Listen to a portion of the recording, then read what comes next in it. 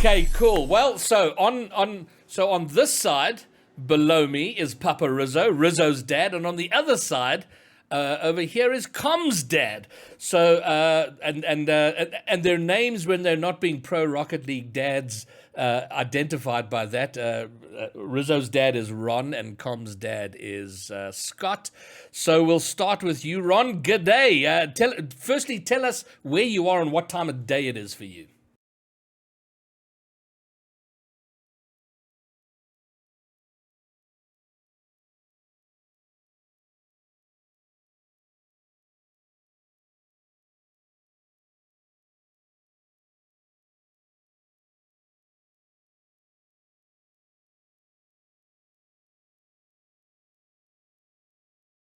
I'm in Phoenix, Arizona. Yeah. It's about 11 o'clock. Okay. Just happy to be here. Excellent. And then Scott, Comm's dad, give us your intro. Where are you? Your time of day, and then we'll get down to talking about some serious stuff. All right. Before I start, am I unmuted? You are unmuted. Yes. You'll only have to do this once. No, I'm in Destin, Florida, and it should be coming up on noon right now. Okay, cool. Well, welcome, guys. What a pleasure it is to have you here. And I think, and maybe Ron, let's start with you.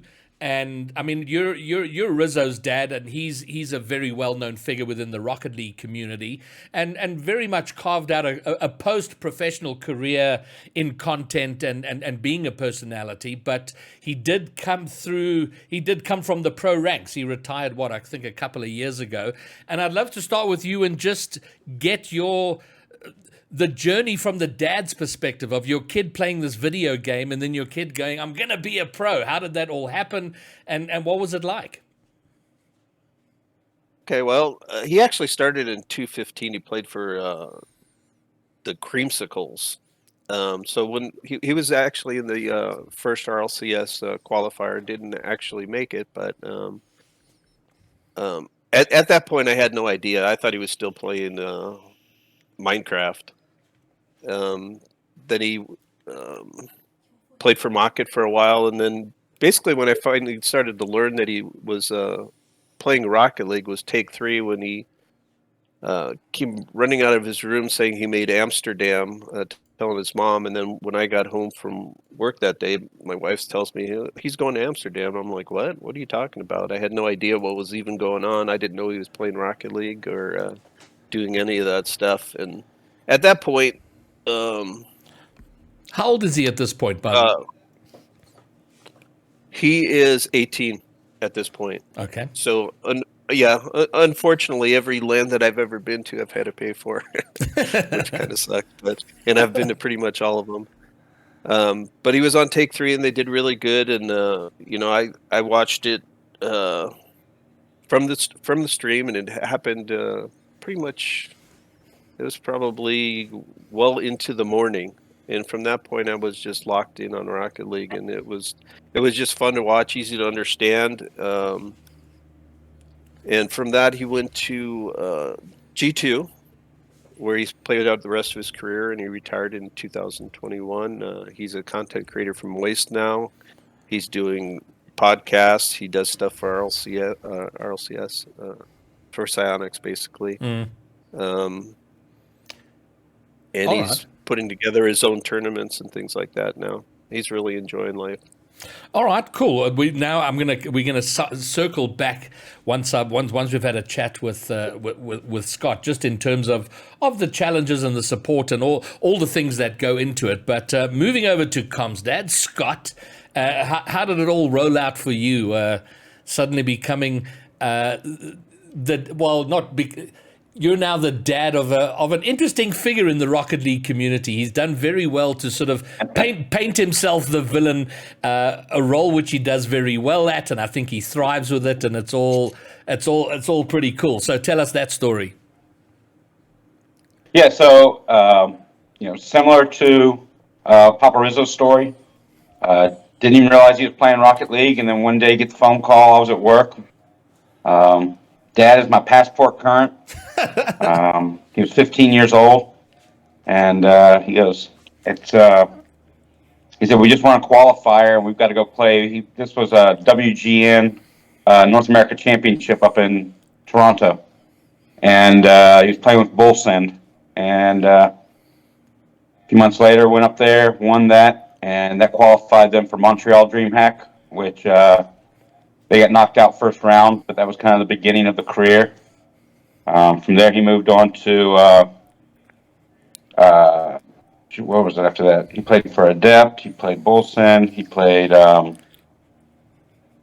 Monkey Business, and then moved on to version 1. And watching him grow and watching his career, like Ron, I didn't know anything about Rocket League, and all of a sudden, I find myself watching it day in, day out.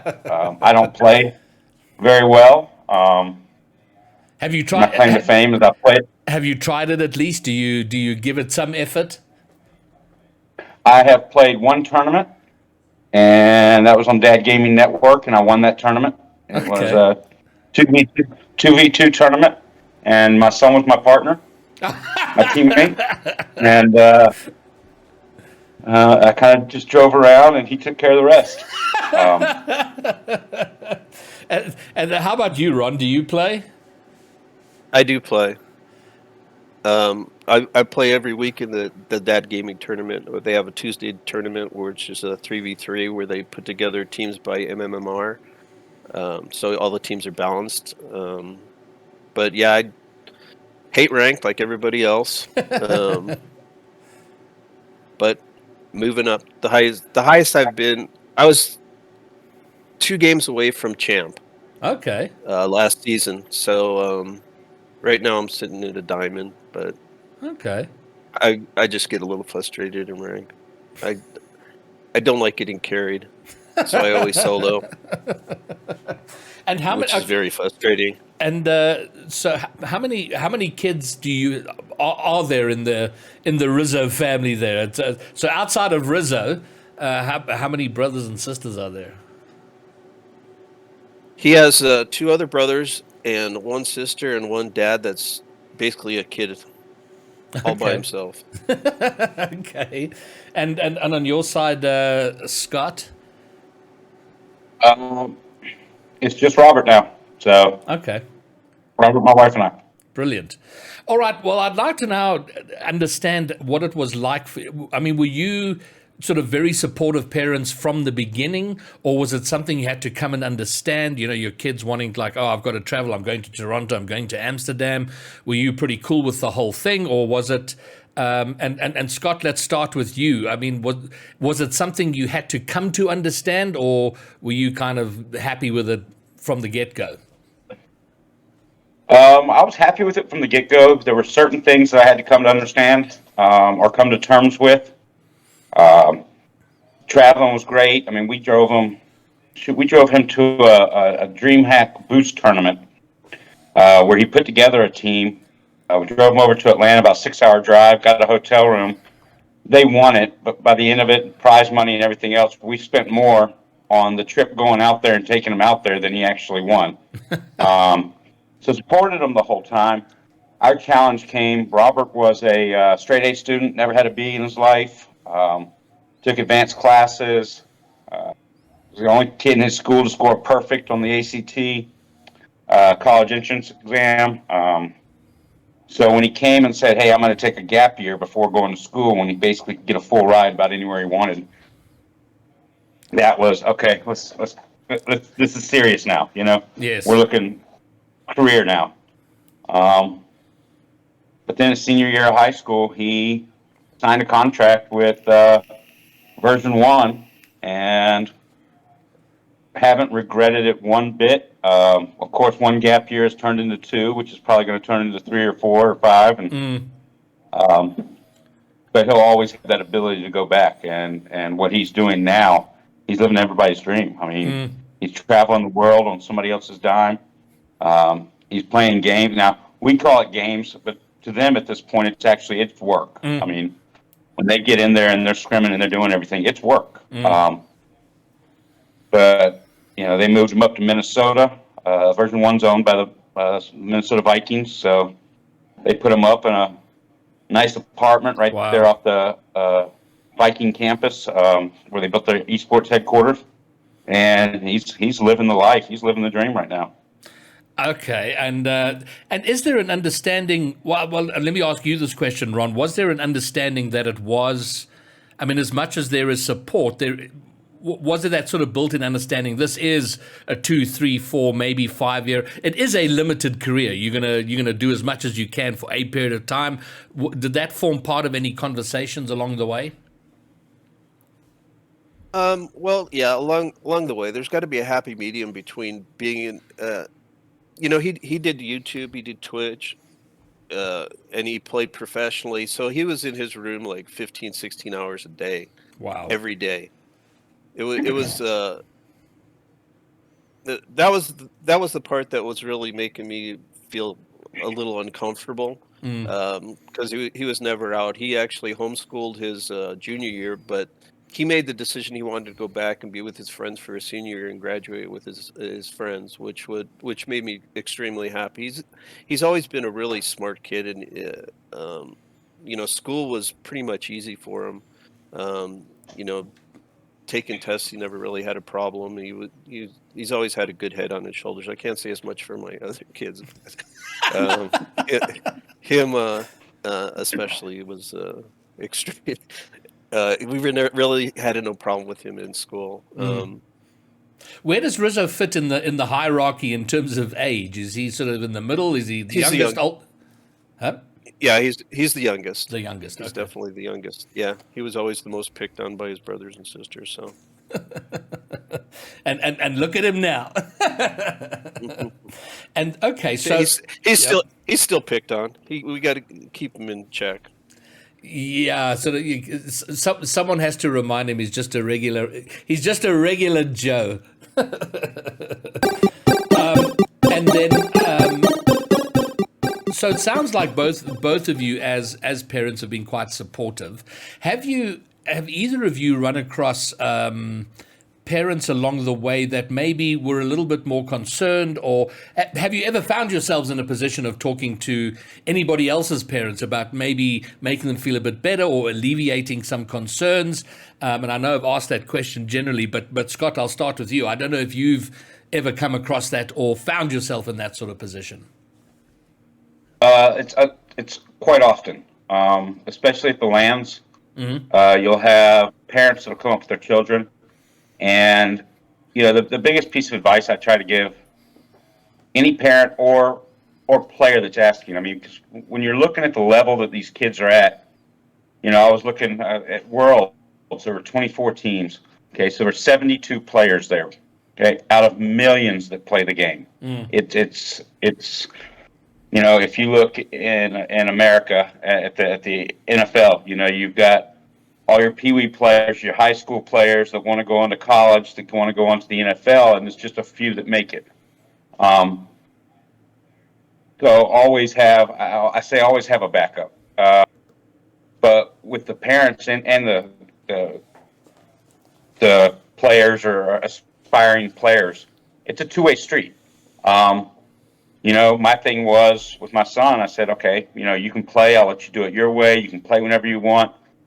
You need to make sure that you get your grades. He said, I'll let you do it your way.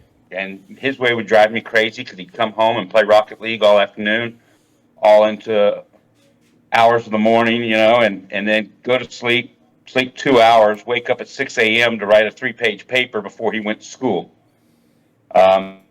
So it gave me anxiety, but I told him as long as he got his grades, he could do it his way, and he did, and they never slipped.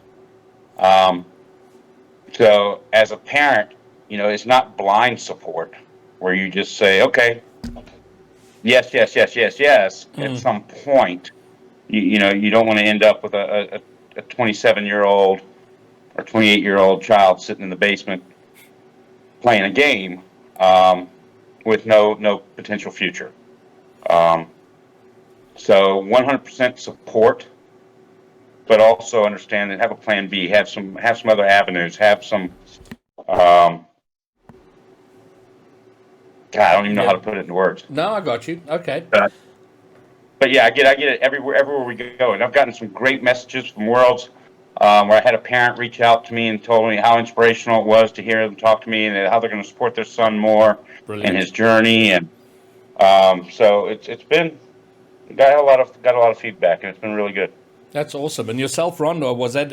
I mean, my interest in your point of view is, Rocket League's blown up in the last couple of years, but Rizzo retired. So you were the parent of a pro in an earlier phase of Rocket League, and you were there supporting. Did you find yourself having conversations with any other parents, or trying to, or maybe having your own concerns alleviated, or anything like that?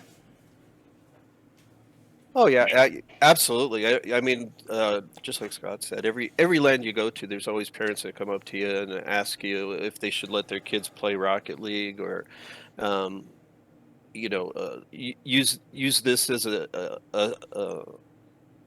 guiding light toward what their kid wants to be. I've always thought, don't let a dream be a dream. Let your kids do what they want to do. If they fail, that's a life lesson. But yeah, there's been plenty of parents that come up to me, and there was actually one parent. I think it was in New Jersey land. Just a little tyke, and his mom came up to me, and we were talking for a long time, and she was very concerned, and we just talked back and forth, and the young man made RLCS. Mm, played for the gentleman, no mansion. So she let him go on and follow his dreams, and he actually made RLCS. Okay. So I Oh, that's followed him awesome. ever since that time. But yeah, it's you always want to you always want to give everybody the best advice you can. But just like Scott said, you, there's so few people in any sports. There's so few people that actually make it to the top. You always have to have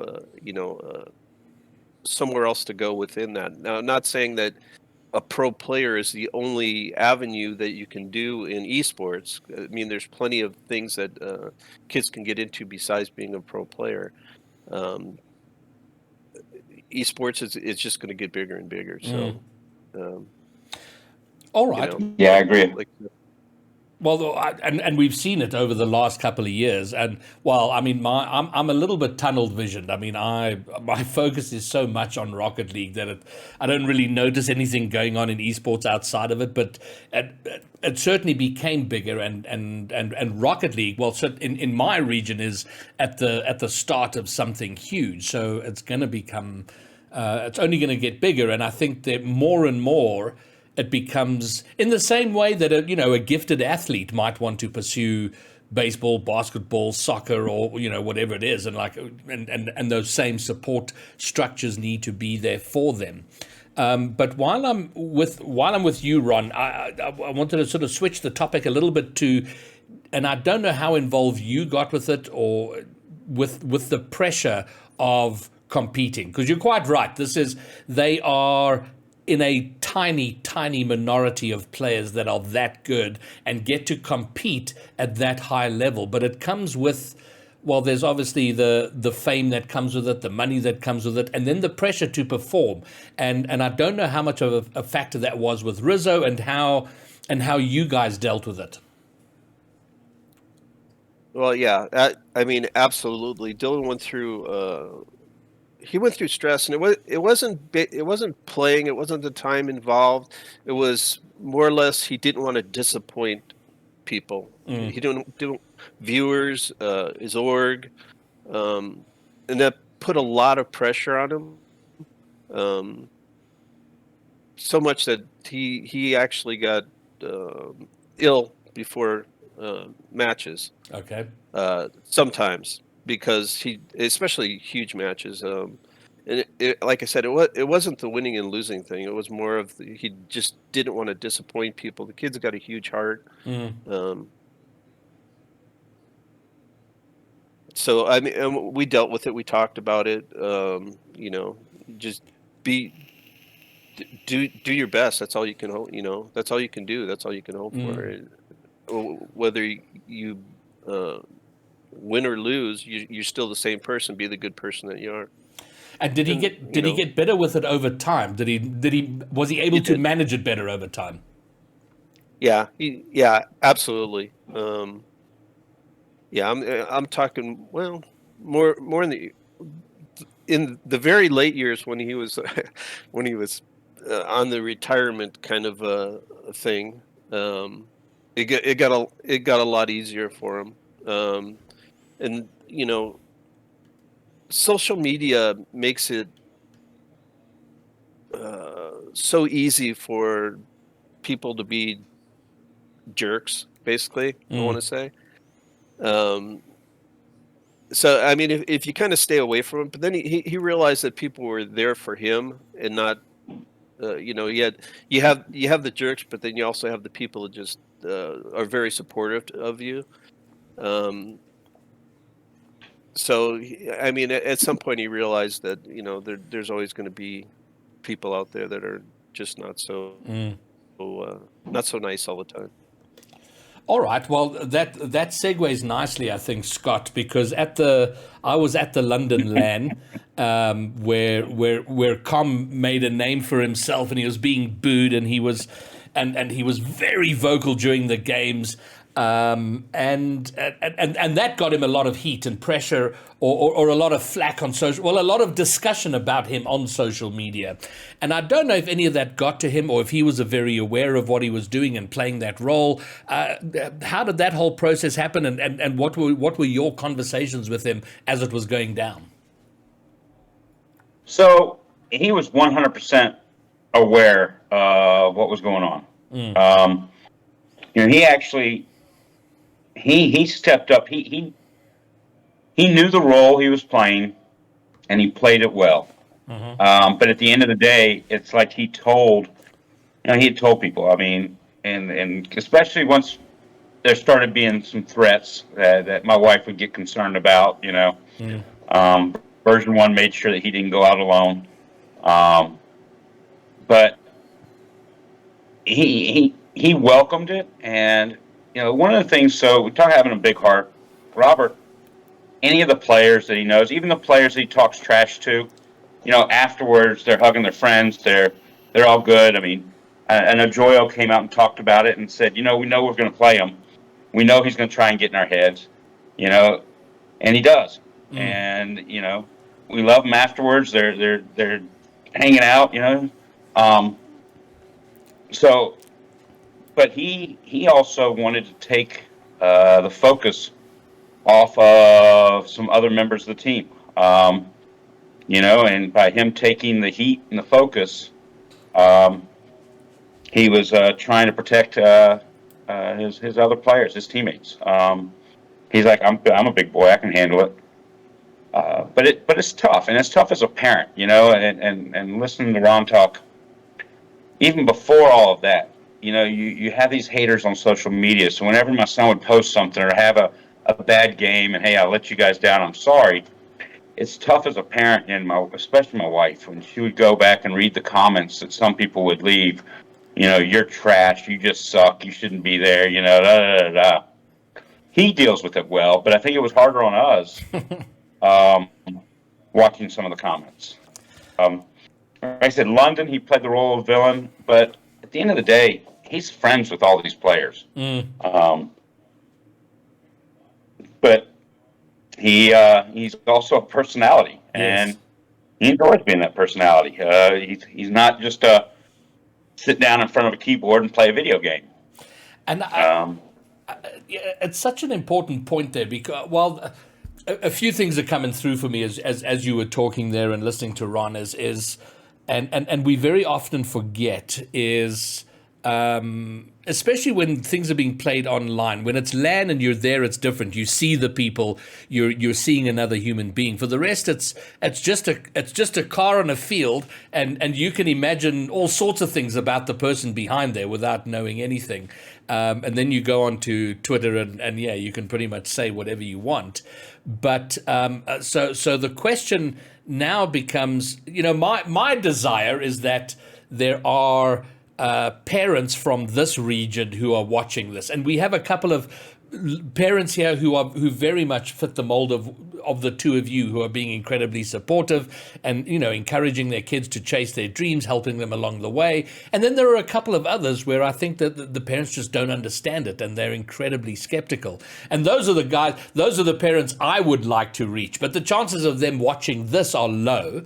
So my question would then become, if a player's watching and he really wants to pursue this, but is having a tough time with their parents, what would be your advice? And Ron, we'll start with you on how they approach their parents about this. Well, I mean, everybody's going to be a bit different, right? There's no two people that are the same, but the more that, I mean, if you hide it, if you're just in your room playing and not letting your parents know what you're actually trying for, they're gonna think, well, my kid's in his room just playing video games. He's not doing anything. Go to your parents and explain what you're doing. Show them. I don't want to say make them watch, but have them watch you play. It's an easy game to understand, and hopefully from seeing what you're doing and the passion that you have for it, they'll give you that support that you need. Every parent is from a different generation. I mean, my generation was arcades, and I played a lot of video games in arcades. Most people don't even know what an arcade is anymore. So I basically had an understanding of video games, but until I kind of had that thought too. It's like, oh, okay, he's in his room playing video games. I knew he was doing Minecraft, and he was doing his Twitch and YouTube. But Twitch was the other thing. It was like hard for me to understand. I was like, people watch you play video games. He's like, yeah. Like, why don't they want to play it themselves? Yeah, it's like they like to watch. They donate. They watch you and they donate money to you to watch you. It's like I'm not understanding this at all. But I don't know. Just going back to your question, explain to them what you're doing. Don't keep them in the dark about it. I mean, it's just like any other sport. I'm sure if you're playing Little League or you're playing soccer or football, that your parents are out there watching what you do, and it has a little different mindset than it does in a video game. But if you kind of bridge that gap, and let them understand what you're actually doing, I think it'll go a long way. All right, and Scott, your thoughts on a similar vein? Well, I agree, but it's the key is opening up a dialogue with your parents. You've got to be able to talk to them, and like I said, most parents are quick to support their children in their dreams and in endeavors that they're pursuing if they understand them, like Ron said. If they're going to play Little League, most parents are going to make it to the game. If they're going to soccer, whatever. But if it's just you, like you said, if it's just you sitting in your room playing video games, I mean, because at first that's all it was for us, and then little things would happen. He'd say, "Oh, I went on this guy Johnny Boy's stream and played, and I won $600." What? And but if he just sits in there and does it, we'd have no clue. And it's hard to support him if you don't understand and don't want to. And after that, like I said, after we found out what it was and saw what was happening before he made RLCS, the hardest thing for us was Robert was on bubble teams for most of our career. I mean, when RLCS had the RLRS, he was in the RLRS and would start out good and just miss out and fall off. But my wife and I would have watch parties in the backyard with the fire pit going, and we're yelling and screaming at the TV. My son would run out and tell us to be quiet because he's in the room, And there's Brilliant. so many different ways that you can get support too. I mean, we had I've run into parents that didn't know anything about Rocket League and their kids and convinced them to go to Worlds or convinced them to go to a LAN that was nearby. And having the parents tell me, "Oh my gosh, I never knew what this was. I didn't know what to Wow. expect. This is just crazy." And I can still remember my wife took our son to New Jersey to watch Worlds up there, and I wasn't able to go. I had to work, but he said one day that's going to be me on stage. Wow. And at that point, he was just an RL, a bubble team. He got his break with version one, and you know That's remarkable. now he'll be in Rotterdam. So And were you involved? Because again, these are young people. They're signing contracts. Were you guys involved? Let's stick with you, Scott. When it came time to sign contracts, what has your experience been with orgs in terms of making sure your son is being properly advised on what's going down? So his first official signing with an org was with version one. Like I said, all Okay. the other teams were bubble teams. Even though he had some success with them, they never got signed by an org. Okay. So when he was presented the contract from version one, I told him don't sign anything.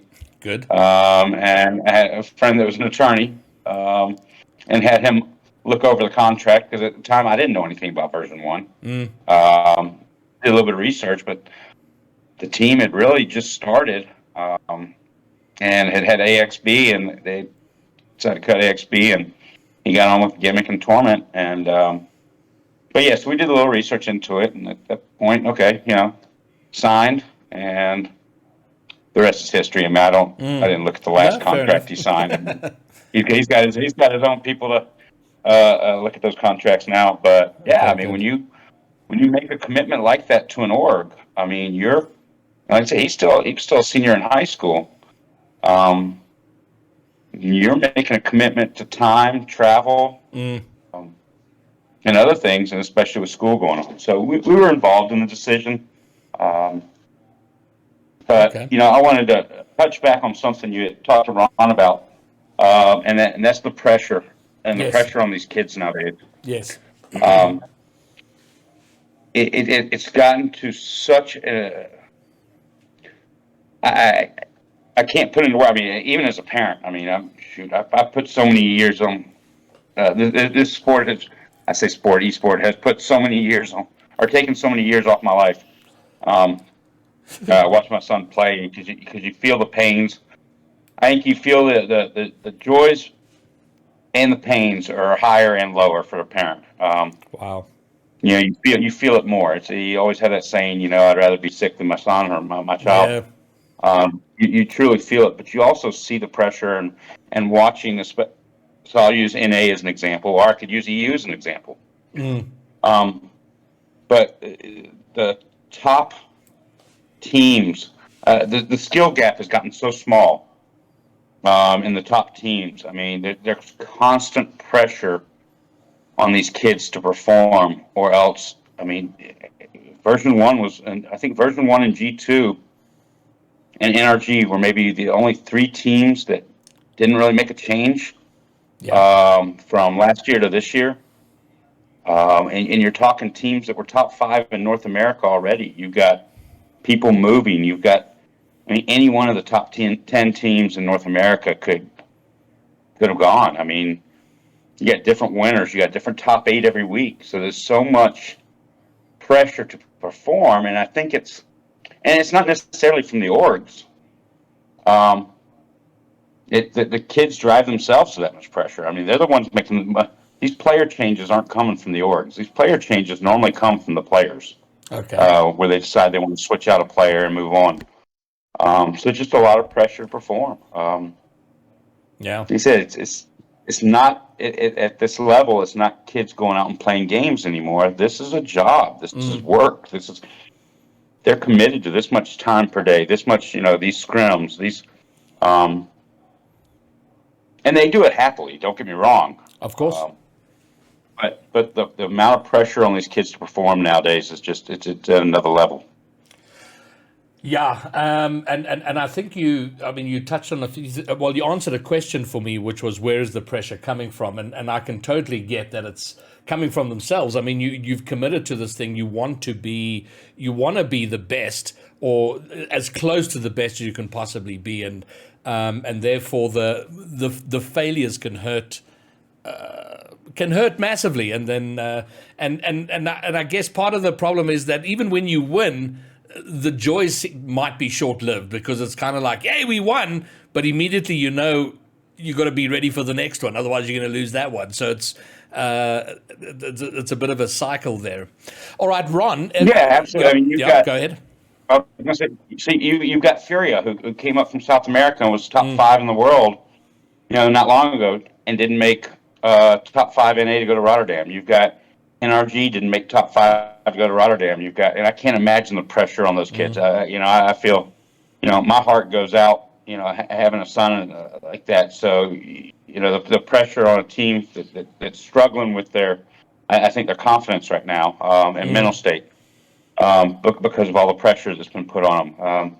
But you look at these teams and these players that aren't in Rotterdam, and you got BDS who won Worlds, that's not going to Rotterdam. Yeah.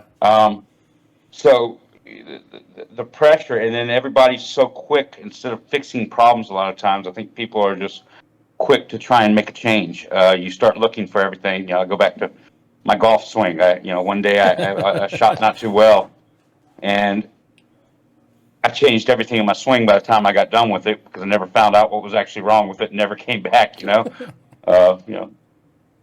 arm's doing this, my foot's doing this, my weight's shifting wrong, I'm holding the club wrong, I'm too tight there. So it's tough. It's tough. And then, Ron, what are your thoughts on? Yes, this is quite something for a young person to be exposed to. I mean, the level of exposure, the fame that comes with it, the notoriety, the money, the pressure, all of the things we've been talking about. Does that ultimately land up being excellent experience for life once esport is behind them, whether they carry on in esport in other capacities or not? What is the experience someone like Rizzo takes out of that professional career and everything that comes with it into the rest of their adult life? Well, yeah, I mean, it's just like any other job. I mean, you're going to have pressure in your job, deadlines, sales quotas, whatever it's going to be, and you're gonna feel that pressure through esports, and the pressure they receive. I believe they're able to deal with things in their life a little easier. The thing is, and I'm not really having this problem with Dylan or Rizzo. Yeah.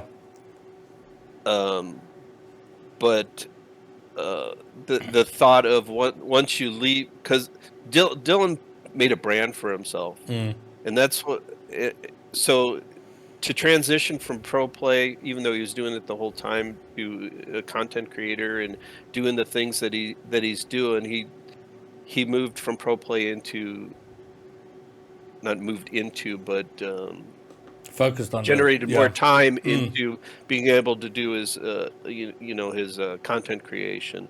I kind of wonder, like, the kids that aren't really, and when I talk to the kids at the land, and these players, I always tell them that they need to do something besides just pro play if they want to, whether it be looking into casting or content creation, do something to build up a brand for themselves now, why they can, why their people's eyes are on them. Because let's face it, esports isn't something that's going to be a lifetime, or I mean, pro play is not going to be something that's going to be there for a lifetime for them. It's a pretty small window, especially. I mean, kids just keep getting younger and younger. I don't even know if there's. Well, I guess there's a couple teams that might have a player or two over 24, 25.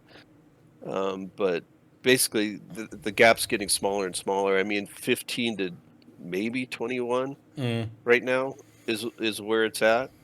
Um, so,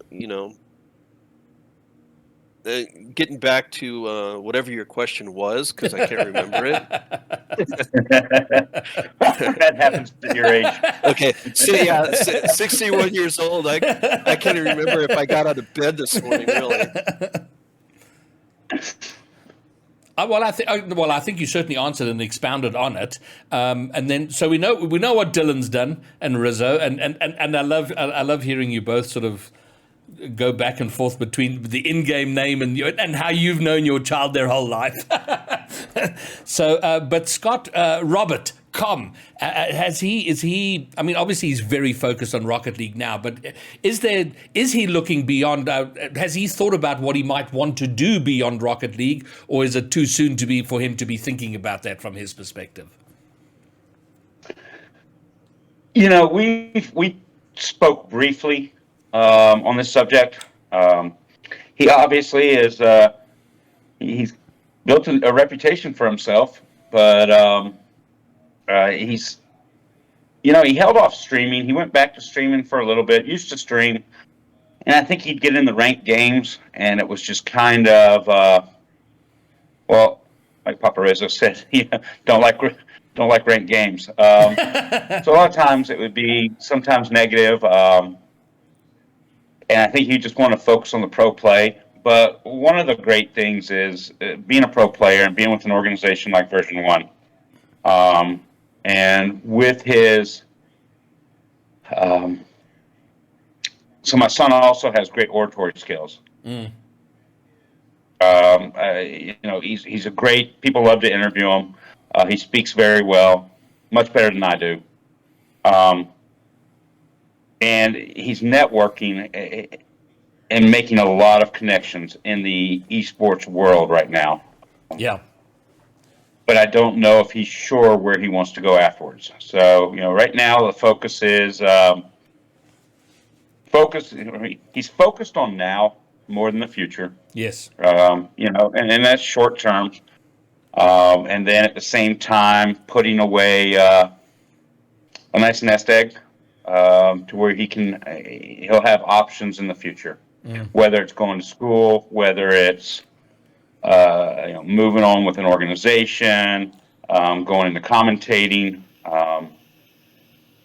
He has a lot of options out there. So fair enough. Okay, good. All right, gentlemen. Well, I think we're coming to the end. So, starting with you, Ron, any closing thoughts on this whole topic? Being the parent of an esporter, a kid who plays video games. Any closing words you'd like to share?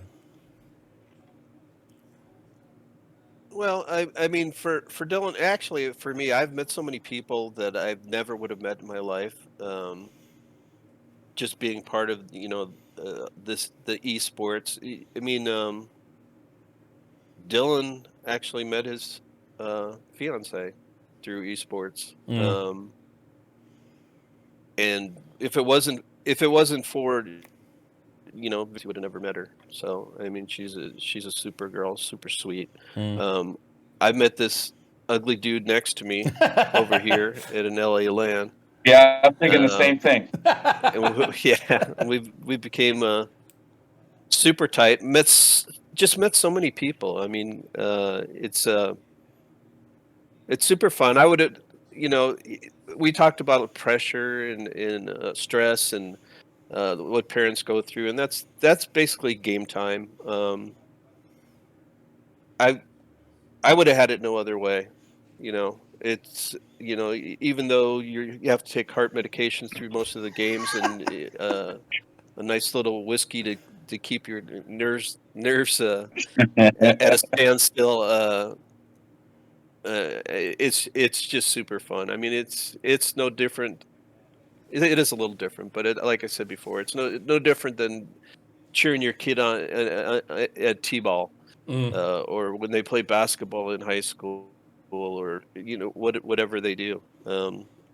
If parents are listening that haven't been part of that don't feel their kid is this is something that their kid should move into. Really take a look at it, and the more you understand, the more you'll know. And if you have like specific questions, there is an organization called COPE, COPE, a coalition of parents in esports that can help answer any questions Great. that parents or even kids have.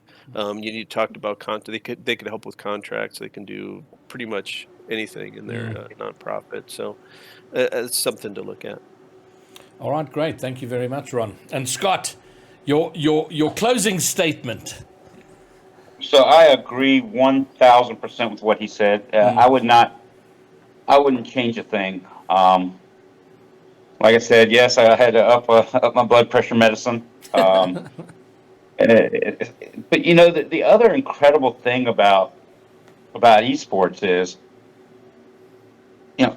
there are times, especially when my son's traveling or he's playing lands or he's doing something, or he's playing regionals where I can watch all of his games. I'm able to get online. It's not something where I have to fly somewhere or travel somewhere to go see him. I watch it. Wow. Sometimes I don't think it's a good thing, but like I said, I just need to start taking my blood pressure before and after. I know my pulse rate goes up, but and as far as, I mean, much respect to Ron. He was one of the first people that I met, him and Papa Naps, and I'll never forget being welcomed into the parent family in LA, and it meant so much to us. And there were many other parents, but those two, they actually came up and sat with us when version 1 was playing. And my wife and I were that was our first major LAN as a parent. And just kind of showing us the ropes and welcoming us into the family the way they did. Incredible experience. And, then at Worlds, had another great time, and we met so many more parents. The Aussie moms and people from all over the world that, like he said, you never would have met and created lifelong friends. And we have chats that we're still in that we still keep in touch. I think Ron was the one that set up Parents of Worlds, and reaching out to Reddle's parents and just all the other parents and the community, and the experience that we've had has been just incredible. I can't put it into words, and I wish the best. My son, he's doing it right. That's all I can say. He's living his dream right now. Outstanding. Wow. Well, listen, this is fantastic, guys, and I want to say thanks. I've seen them in chats. I want to say thank you to Bucket and to Hooser, who've both been in chat, and this conversation was possible because of them. I was on their podcast, and then through that I got to meet you guys, and now here you are. So thank you to them. But especially to the two of you, Papa Rizzo and Com Dad. Thank you for taking time and coming and telling us, giving a little bit of an insight to your story, your journey, and what it's like from that perspective. It's a little window into this vast world that we don't really get to see, and I appreciate you coming on and sharing that with myself and whoever popped along today to come and watch, and whoever will watch in the days and weeks to come on the VOD or the YouTube version of it. So Papa Rizzo and Com Dad, thank you both very, very much. Thank you for having us.